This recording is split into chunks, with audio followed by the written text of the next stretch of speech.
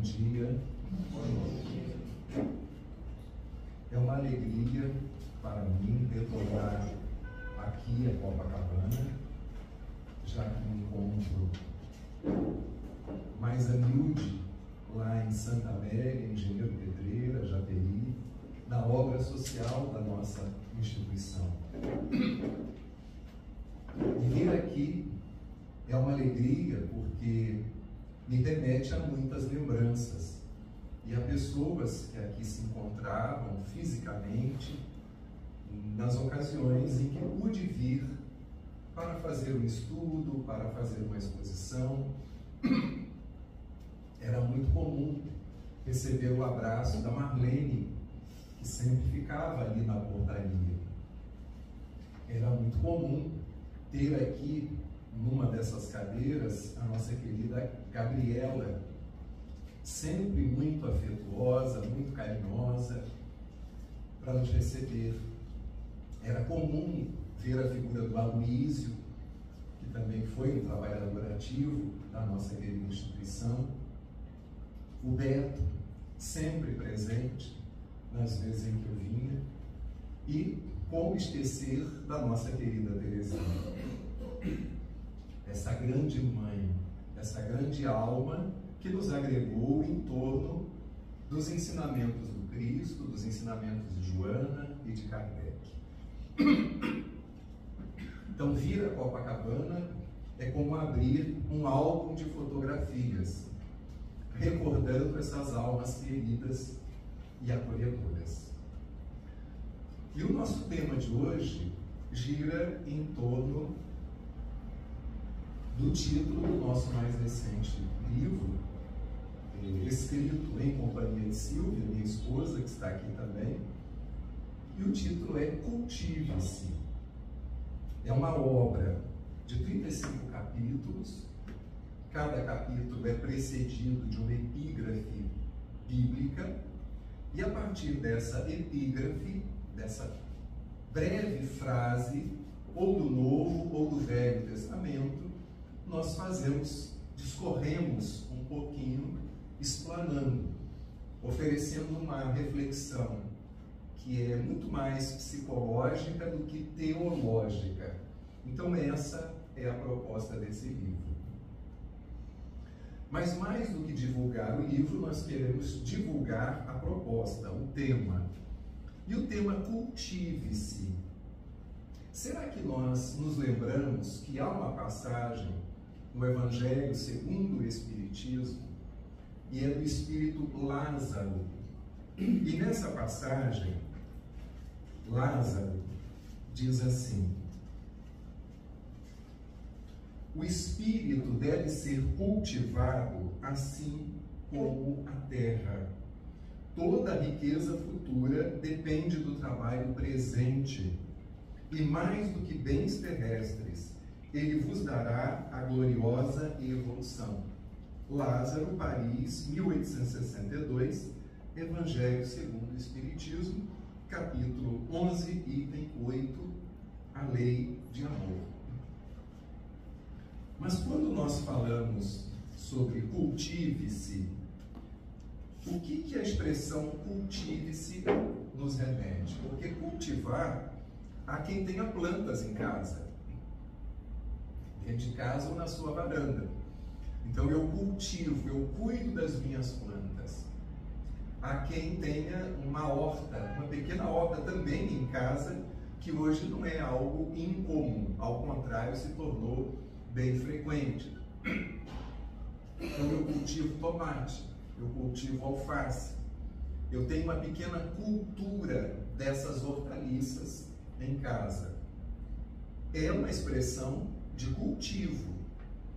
E ampliando um pouco mais, há quem diga: eu cultivo amigos, eu faço amizades, eu estabeleço laços, crio vínculos e procuro cultivar. E cultivar implica em quê? Cativar, implica em regar, implica em colocar esporas, em cuidar, para que aquilo que eu estou cultivando não receba nenhum tipo de molestação, de prejuízo. são expressões externas de cultivo. Mas quando a gente para pensar em cultive-se, como nós podemos nos cultivar? E aí então a gente vai para o Livro dos Espíritos. E lá na questão 919, nós temos aquela célebre recomendação do Espírito Santo Agostinho, lembrando um sábio da antiguidade. Que sábio é esse, gente? Aquele sábio da Grécia Antiga, Sócrates. E nós já sabemos que Sócrates e Platão, filósofos gregos, são precursores da ideia cristã e são precursores da ideia espírita, que é a ideia cristã. O Espiritismo não traz uma moral diferente da moral do Cristo. O Espiritismo vem reviver o cristianismo e nos aclarar pontos obscuros do cristianismo. Vem rasgar o véu e nos explicar as parábolas e desconstruir qualquer ideia em torno de milagre, de derrogação das leis da natureza. O Espiritismo vem ao encontro da nossa razão e do nosso coração e vem nos ajudar a encontrar novos sentidos para a nossa vida.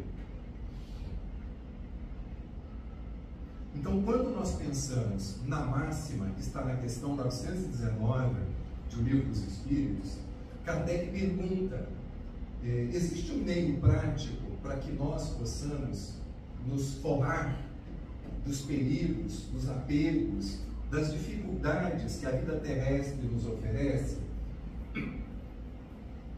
E aí os Espíritos respondem para Allan Kardec que sim, e que isso se encontra numa máxima que um antigo sábio da antiguidade, Sócrates, já nos legou há milênios: conhece-te a ti mesmo.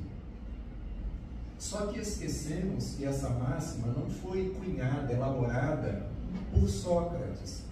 Essa máxima se encontrava no oráculo de Delfos, na Grécia Antiga, no Golfo de Corinto, no templo de Apolo, uma divindade do paganismo da mitologia grega. E existiam outras frases. Essa é a que ficou mais famosa.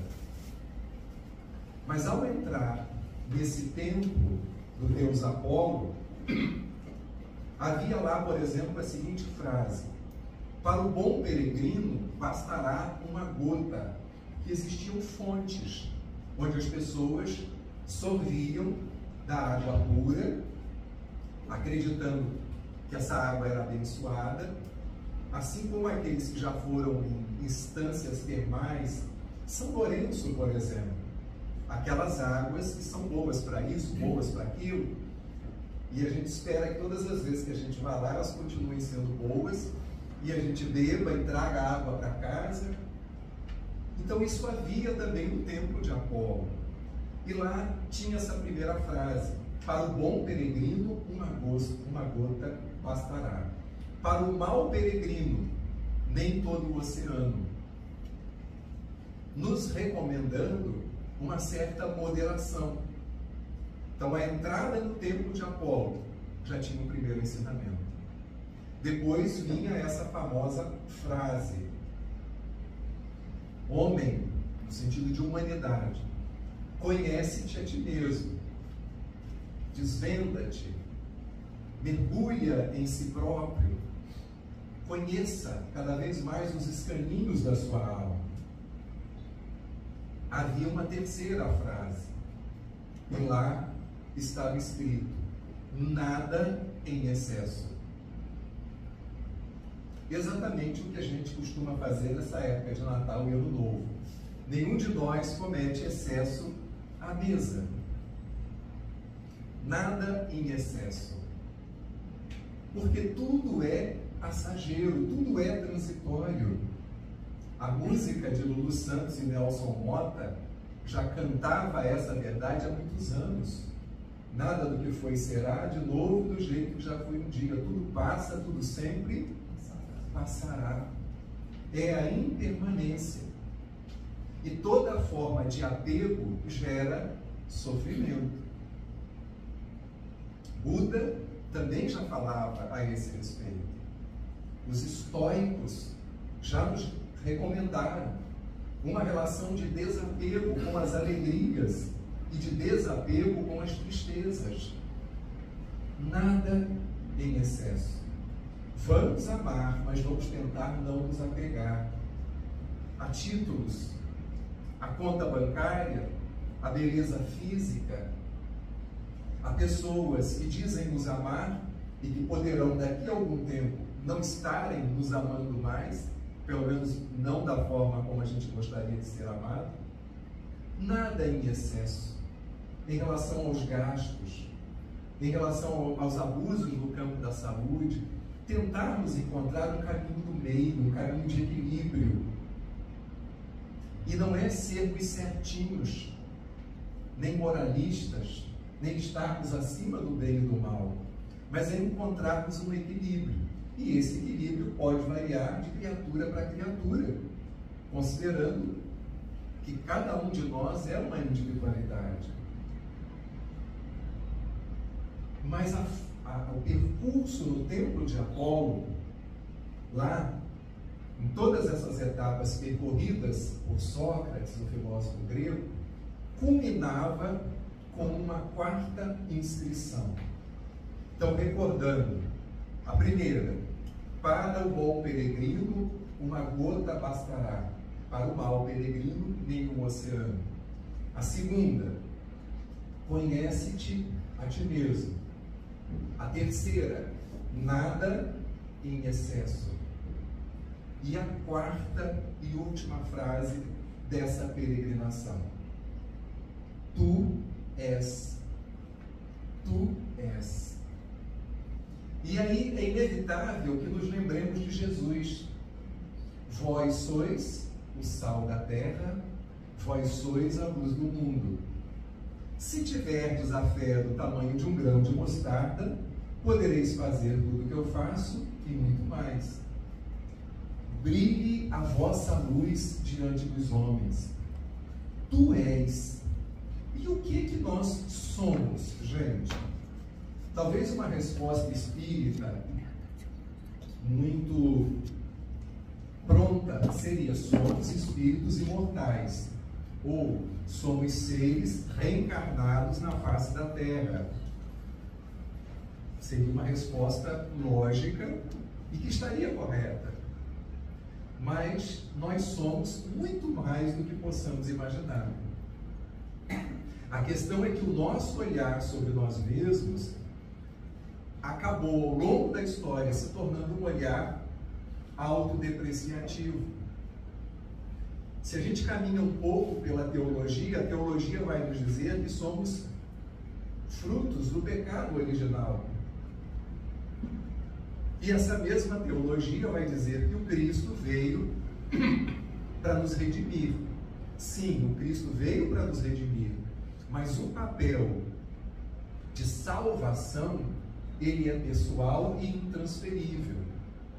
Ele é nosso. Jesus, à luz do Espiritismo, é nosso guia e modelo. Questão 625 do Livro dos Espíritos. Mas aqueles que já fomos numa excursão com um guia, o guia explica, o guia indica o caminho, o guia esclarece, nos informa, mas o guia não nos pega no colo e nos leva para onde a gente deve ir. O guia sinaliza, faz o sinal. O guia ensina. A própria palavra ensinar vem de uma raiz etimológica que significa fazer sinal, colocar um sinal. Então Jesus trouxe um conjunto de sinais nesse tratado cósmico que é o Evangelho. Ali nós temos um roteiro, haja vista que Gandhi disse que se todos os livros do mundo fossem queimados e restasse o Sermão da Montanha, ele que não era cristão, que era hindu, a humanidade teria um roteiro para a construção da sua felicidade, da sua harmonia interior. Então, tu és. Nessas 4 frases, nós temos um roteiro de bem viver. Um roteiro para que a gente se conheça. Por isso, no processo de cultivar-nos, é preciso que a gente se conheça. Todos nós, acredito, já ouvimos falar de um grande psiquiatra suíço, já desencarnado, e que está muito presente na série psicológica do espírito Joana de Ângeles, Carl Gustav Jung. E Divaldo nos traz essa informação dos encontros de Joana com Jung na vida espiritual.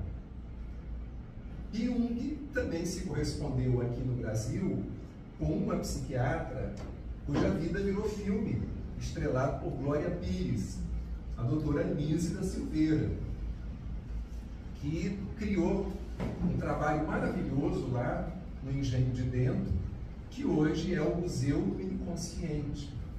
E ela tinha um olhar diferenciado para os portadores de transtornos mentais. E a doutora Anísia tem uma obra biográfica sobre Jung, na qual ela fala de algo que tem muito a ver também com o cultive-se. Aquilo que nós chamamos de autoconhecimento, Jung vai chamar de processo de individuação. E a doutora Anísia, baseada na obra do Jung, vai nos trazer também algumas etapas para esse processo de individuação. E a primeira delas é a gente tentar identificar as nossas personas. Nesse momento eu estou lançando mão aqui de uma persona minha. Qual é essa persona, gente? Qual é a identidade social que nesse momento eu me permito lançar mão nessa breve relação que eu estou estabelecendo com vocês? O microfone ajuda a definir esse papel. Qual é? O palestrante, o expositor espírita. Mas essa é uma das personas que eu tenho. Quando eu chego em casa, eu tenho uma outra persona, a de marido e a de pai. Assim como vocês que se encontram aqui. Na minha profissão, eu tenho uma outra persona. Quando eu vou lá para a nossa obra social, nossa, porque ela é nossa, de todos nós, lá eu assumo uma outra persona, a do professor ou do diretor. Então, as nossas profissões e os papéis que desempenhamos nos vários grupos sociais são as nossas personas. E eu preciso identificar essas personas, porque imagine se eu chego em casa e resolvo fazer palestra para minha esposa. Ela vai dizer, César, 2 no mesmo dia eu não aguento. Ou se eu resolvo tratar as minhas pacientes, as minhas clientes, como se fosse minha esposa. Ih, não vai dar certo isso. Então, cada persona tem o seu lugar, tem o seu momento próprio. Machado de Assis, esse grande escritor brasileiro, nos fala sobre essa questão da persona, numa linguagem literária, num dos seus contos. E nesse conto, num desses contos, desse especificamente, ele fala de um sujeito que recebe uma promoção e se torna alferes. Ele era militar, na época do Brasil Império, salvo engano. E ninguém mais chama ele pelo nome, só chamam ele de alferes. E quando não chamam ele de alferes, ele se sente incomodado, porque ele aderiu à persona, ele se despersonalizou do seu nome civil e incorporou a alcunha de alferes. É como uma pessoa que pode, em função de um título, perder a sua identidade e virar o título. Seja um título militar, seja um título acadêmico, seja um título dentro da tradição sagrada de várias religiões. E aí? E aí eu me cronifico nessa persona.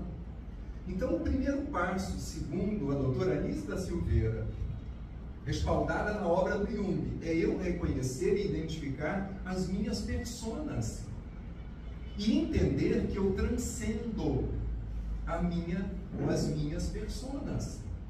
Mas eu posso me utilizar de todas elas, sem perder de vista o meu pano de fundo. Eu sou um espírito imortal, eu sou um ser em trânsito na face da Terra, eu preciso amealhar tesouros que a traça não come, que a ferrugem não corrói. Eu tenho que tentar usufruir de tudo o que a vida me oferece, porém nada em excesso.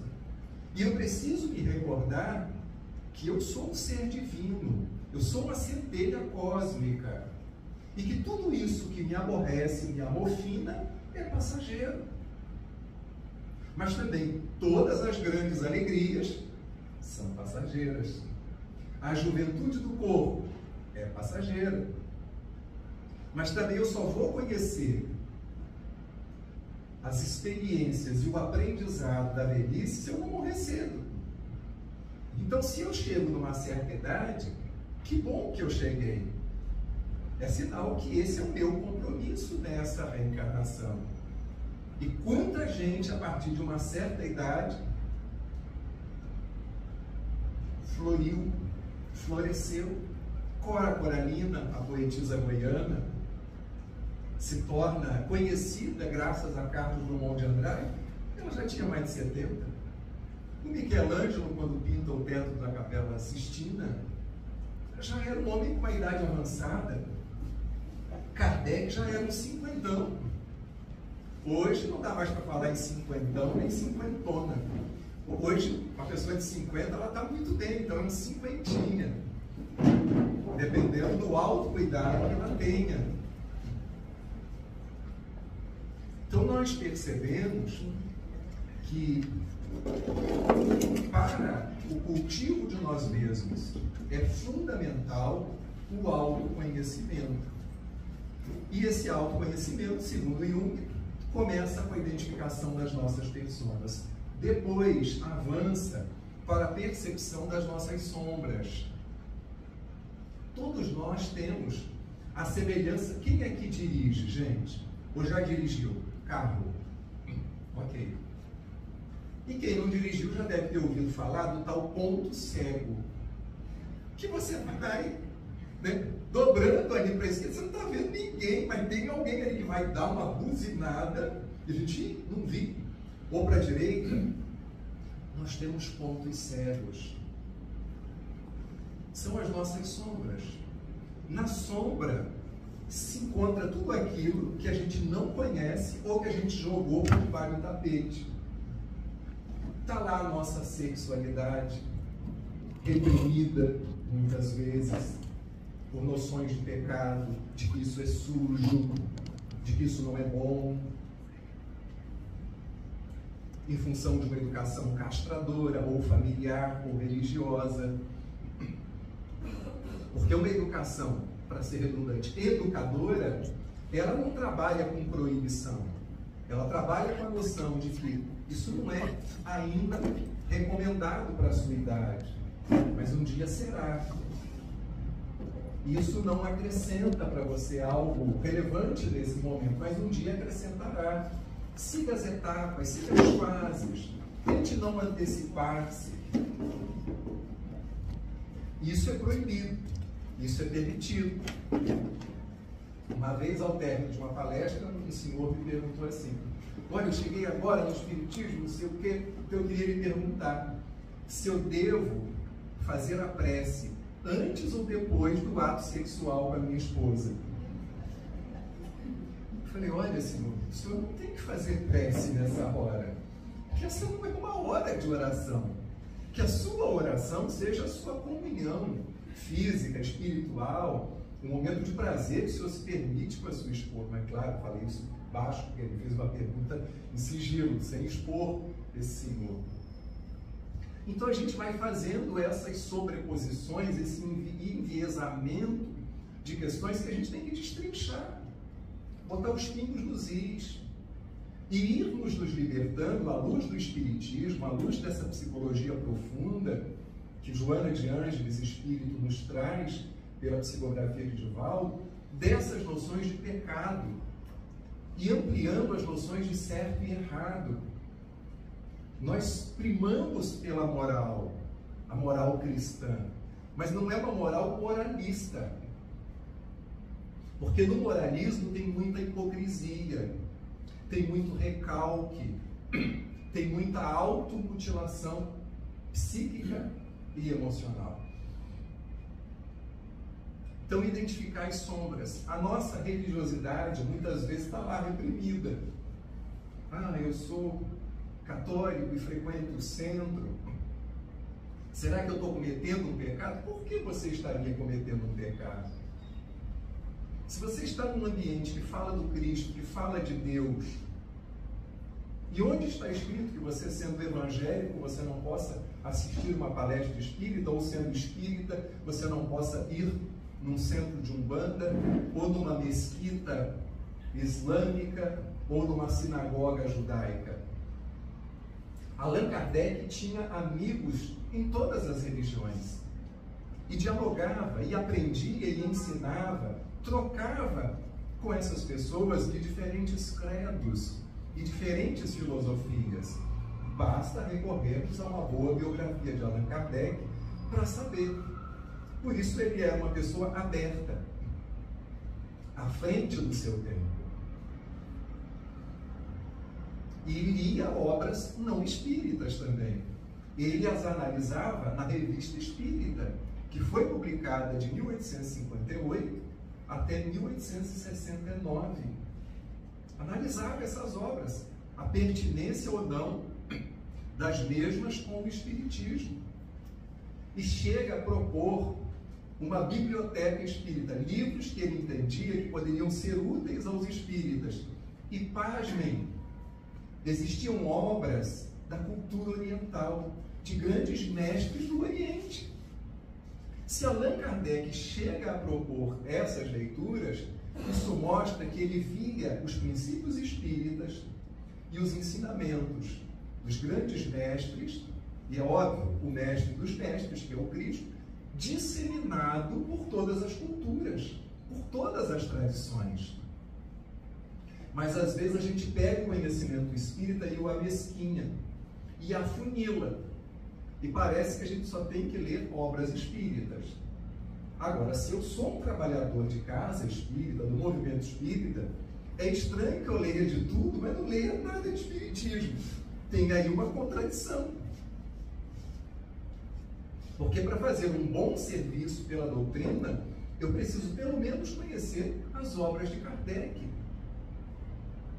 para poder fazer uma boa divulgação e ser um bom trabalhador espírita. É óbvio que não basta ler. O grande desafio é aplicar, né? É vivenciar. Então, nas nossas sombras está a nossa sexualidade, a nossa religiosidade, a nossa agressividade. Uma vez uma pessoa me disse assim: sabe o que mais me ajuda na minha vida, César? Eu falei: o quê? A minha raiva. Eu falei: como? Ele: mas é errado sentir raiva? Eu falei: não, não há nenhum problema de você sentir raiva. A questão é o que você faz com a sua raiva, né? É o encaminhamento que você dá a ela, porque ela é uma energia poderosa. E recentemente, antes de voltar a essa pessoa, eu vi um reels nas redes sociais de uma conversa de uma criança com um grande mestre, que alguns chamam Thich Nhat Hanh, outros Thich Nhat Hanh, que foi uma pessoa que nos anos 60 saiu do Vietnã, quando os Estados Unidos invadiram o Vietnã. E ele então passou pelos Estados Unidos, foi indicado por Martin Luther King para que se tornasse o próximo Nobel da Paz, um pacifista, e vai se localizar na França. E ali ele cria uma comunidade de meditação, de transmissão dos seus ensinamentos, e todos os recursos ele aplicava na educação de crianças vietnamitas. Então, nesse reels, uma criança fala que às vezes tinha dificuldade em lidar com a raiva. E ele diz que os lotos nascem no meio da lama. Então, se a nossa raiva é como se fosse uma lama, o que nós precisamos é fazer brotar os lotos, as flores. Ou seja, o que eu faço da minha raiva. E o mesmo se aplica à minha sexualidade, à minha agressividade, à minha religiosidade, aos meus pendores artísticos. Não vou mostrar para quem está horrível essa poesia. Esse quadro, essa peça que eu esculpi. E a gente se autocensura. E nessa autocensura, a gente impede o nosso florescimento. Quanta gente podia fazer isso tudo na casa? Não, quem sou eu? Quanta gente podia gravar um pequeno vídeo, lendo uma mensagem de 1 minuto de sabedoria, de um episódio diário, de uma vida feliz? Não. A gente está sempre se pondo para trás, esquecendo aquela frase do templo de Apolo percorrido por Sócrates. Tu és capaz, tu és rico de potencialidades, independente da sua idade, independente dos problemas de saúde, da conta bancária, do teu grau ou nível de conhecimento, da religião ou filosofia que você abraçou. Isso nós aprendemos aqui com a Dona Terezinha. E Dona Terezinha fantástica. Quantas histórias pude vivenciar ao lado dessa incrível mulher.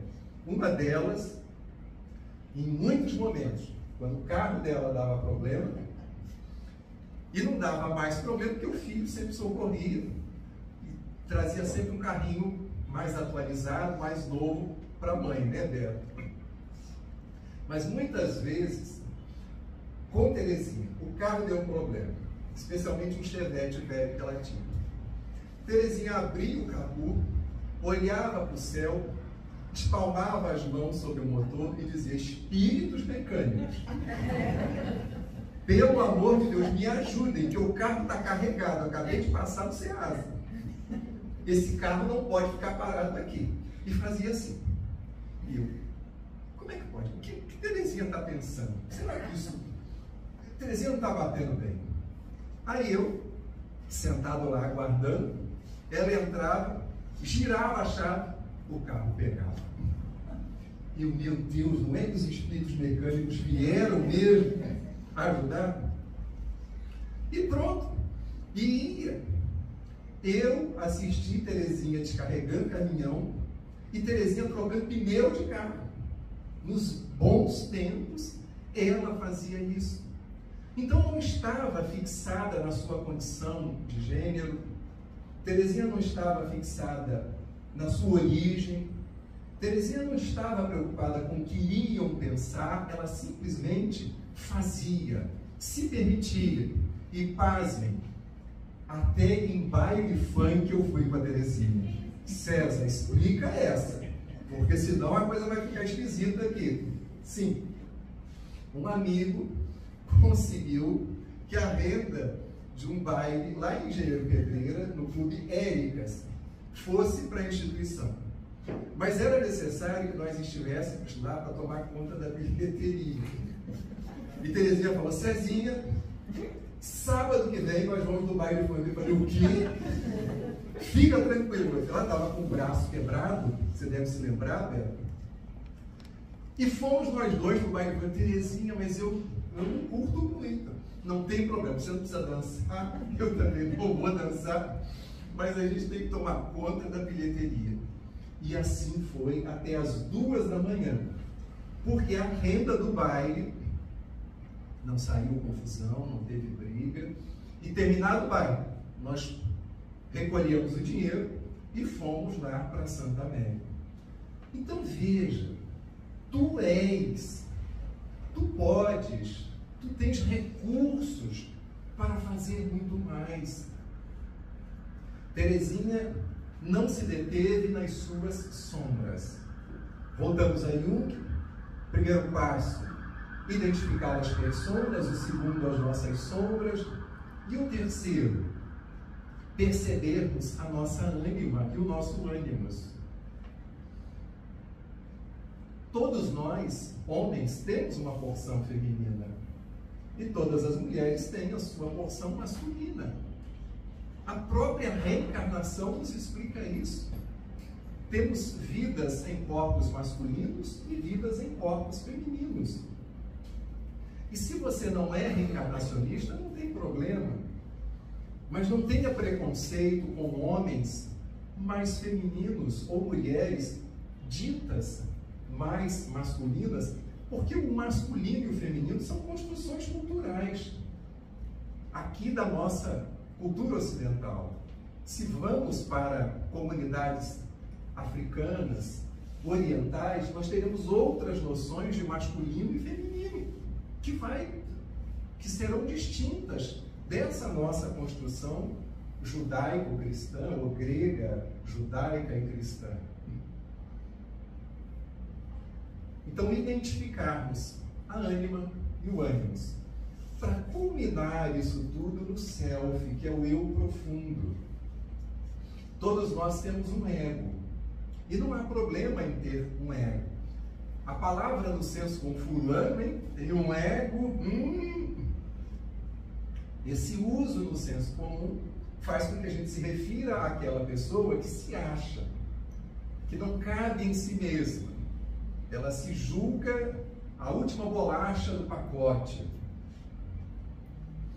No Bhagavad Gita, nós encontramos no diálogo de Arjuna com Krishna, num campo simbólico de batalha, e no fundo é um diálogo que simboliza as nossas conversas conosco, da alma com a própria alma, o ego conversando com o eu. E Krishna diz para Arjuna, o príncipe: Arjuna, o ego é um excelente servo, mas ele é um péssimo senhor. Então nós precisamos colocar o nosso ego, a nossa personalidade, a serviço da própria alma, dos ideais que nos abrasam o coração, dos princípios ensinados pelo Cristo e restaurados pelo pensamento espírita. É isso.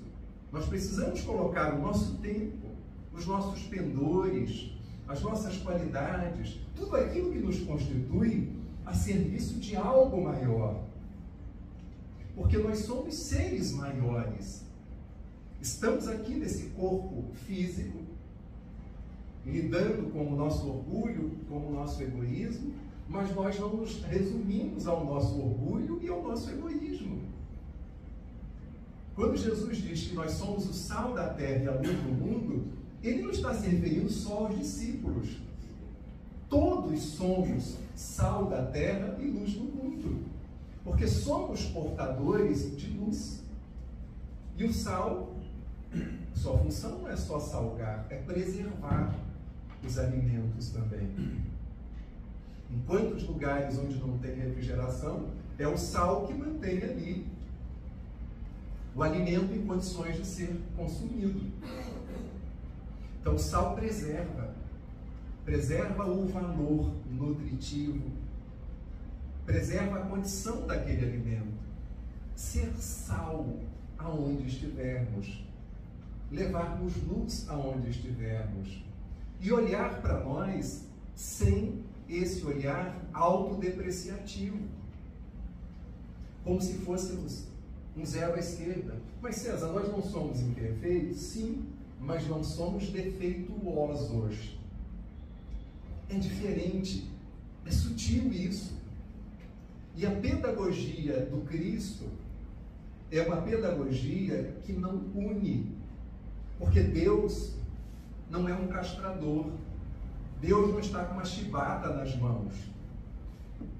O Cristo, o único título que ele não recusa é o de mestre. E o bom mestre não destaca só as imperfeições dos seus discípulos. Ele também destaca as qualidades, os êxitos. E todo bom mestre quer a promoção dos seus educandos, quer fazê-los brilhar. Se nós examinarmos o colégio apostólico, nós veremos ali espíritos preparados para aquela missão, mas espíritos ainda com algumas imperfeições. Mas não era nas imperfeições que o Cristo estava interessado. Era nas qualidades que eles já possuíam e naquelas que ainda poderiam ser desenvolvidas, afloradas. E quando nós olhamos para nós, o nosso olhar se limita às nossas imperfeições? Eu sou alguém que cultiva imperfeições e o tempo inteiro as enumera e as enuncia? Ou eu também sou capaz de identificar as minhas qualidades e enunciá-las? Sem nenhum propósito de humilhar, nem de me comparar. Mas eu já olho também para o meu lado luz, ou me fixo o tempo inteiro no meu lado que ainda não é do jeito que eu gostaria. Esse é um processo de cultivo. Eu não sei quantos aqui conheceram também um amigo muito querido da nossa instituição chamado Aníbal. Além do Beto. Conheceu o seu Aníbal, Nancy? Isso. Seu Aníbal foi gerente de banco e aprendeu, morou aqui em Copacabana, e aprendeu a cozinhar na praia. E depois que ele se aposenta, teve hotel, ele resolve, é um dos primeiros trabalhadores também da instituição, apoiou Terezinha em tudo, e seu Aníbal virou tesoureiro da instituição e depois foi cozinhar para as crianças lá em Santa Amélia. E seu Aníbal era um homem muito generoso. Nas vezes que ele dormia lá, e eu estava chegando da faculdade de Nova Iguaçu, quando chegava eu ia abrir a cozinha para comer alguma coisa. E normalmente comia o que sobrava da merenda da tarde. Às vezes era uma sopa, um bolo. Ele fazia bolos, ele e a esposa. E preparavam também um iogurte caseiro para as crianças de Santa Amélia. Mas quando ele estava lá, e eu chegava às 11 horas da noite, ele abria a cozinha e ia preparar alguma coisa especialmente para mim. E me chamava de filho, embora ele tivesse um filho, oficial da Marinha, e uma filha adotiva que ele deu o nome de Joana. Correto, Beto? Muito carinhoso. Só que a esposa dele desencarna primeiro, Adelaide. E antes de desencarnar, ela pede ao Aníbal que amparasse Wanda, que era uma menina que muito nova foi para a casa deles para ajudar. E Wanda era o braço direito de Adelaide. Então Adelaide pede, um dos últimos pedidos, ampare a Wanda, Aníbal. Adelaide desencarna. Tempos depois, Aníbal desenvolve um câncer. E o que Aníbal resolve fazer? Era um câncer, salvo engano, de próstata, e depois esse câncer virou uma metástase. Aníbal pensa, o que eu posso fazer para ajudar a Wanda? E lembrando o pedido de Adelaide, Aníbal se casa com a Wanda, sem terem absolutamente nada em relação a homem e mulher, para que Wanda herdasse a pensão dele. E meses depois desse ato, ele desencarna e Wanda está até hoje encarnada, mora em Petrópolis. Ele faz isso para atender ao pedido de Adelaide. Então vejam a nobreza dessa alma. Além de ter adotado também a menina Joana, que já desencarnou, Ricardo conheceu, conviveu com Joana, né? Então, e essas pessoas estão no nosso cotidiano. Muitas são anônimas, algumas são conhecidas porque eu estou aqui relembrando algumas histórias. Uma outra alma que também desenvolveu, ou procurou desenvolver na sua simplicidade, todo esse potencial, foi o irmão de Terezinha, tio do nosso querido Beto, que era balseiro no Rio São Francisco. E quando sabe que a irmã estava construindo uma escola, o nome dele era Mirabel, nome de um biscoito que a gente deve ter comido na nossa infância, e ainda tem no mercado, acho que tem a rosquinha Mirabel. E tem o waferzinho Mirabel. Mirabel então vem lá de Alagoas para ajudar a sua irmã Teca. E era um homem boníssimo, o braço direito de Terezinha. Usava um chapéu, Mirabel cuidava da parte disciplinar, tinha uma excelente relação com as mães da comunidade. Convivi com ele apenas 1 ano. E todos os dias, ao final do dia, eu observava, sem que ele soubesse, ele pegava uma flor e ia no quadro de Joana de Ângeles e lá colocava essa florzinha. Tirava o chapéu e fazia uma oração. Esse hábito se repetiu ao longo de todo esse ano que eu pude conviver com ele. Mirabel desencarna. Um dia Terezinha vai a Juiz de Fora para assistir uma palestra de Divaldo Franco. E Divaldo então diz que Joana de Ângeles estava entrando com Mirabel. Tinha se passado uns 2 a 3 meses. E que ele seria despertado naquele momento, durante a palestra. E Terezinha então, eu posso gravar? Posso pegar meu gravador? Pode gravar. E eu ouvi, que depois ela trouxe essa gravação e pude ouvir. E Divaldo dizendo assim: nesse momento, Joana de Ângeles está entrando com Mirabel nos braços. E ela vai despertá-lo aqui. E vai narrando. Mira, não há mais dor. Não há mais sofrimento. Mira, você chegou na vida verdadeira, meu filho. E o entrega para a mãezinha dele, mãe de Terezinha, que estava ali presente para receber o filho na sua chegada ao mundo espiritual. E Divaldo ainda acrescenta: Joana está dizendo que Mirabel está muito bem, que ele é o verdadeiro balseiro do Evangelho do Cristo, porque ele trabalhava numa balsa, fazendo a travessia das pessoas de uma margem à outra do Rio São Francisco.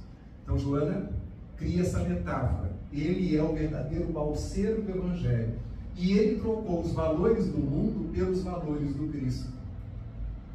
E ele então, Mirabel, ao ser despertado, se emociona e vai para os braços da sua mãezinha. Então é alguém que, na sua simplicidade, a seu modo, ouviu, digamos assim, o tu és, lá do templo de Apolo da Grécia Antiga, no Golfo de Corinto, e desenvolveu seus talentos à sua maneira, segundo as suas possibilidades. Que possamos, nesta manhã, de reencontro da minha parte com vocês aqui em Copacabana, com essa instituição que tanto amamos, e evocando esses grandes trabalhadores da nossa instituição, fazermos um balanço, ainda que breve e rápido, sobre as possibilidades que nós temos e que estão subaproveitadas, não estão devidamente cultivadas, regadas, adubadas, cuidadas com carinho, porque a vida é breve. Não sabemos quando seremos chamados para o outro lado da vida, mas enquanto aqui estivermos, que haja vida nas nossas palavras, que haja vida nos nossos abraços, que haja vida na utilização do tempo, que haja vida no bom aproveitamento da cultura, da inteligência, das forças físicas que nos visitam o corpo. Aproveitemos bem o nosso tempo, lembrando de Aníbal, lembrando de Terezinha, lembrando de Mirabel, ou de qualquer outro vulto amoroso que sirva de referência para cada um de nós, jamais esquecendo que a referência maior continua sendo Jesus Cristo, o nosso modelo e o nosso guia.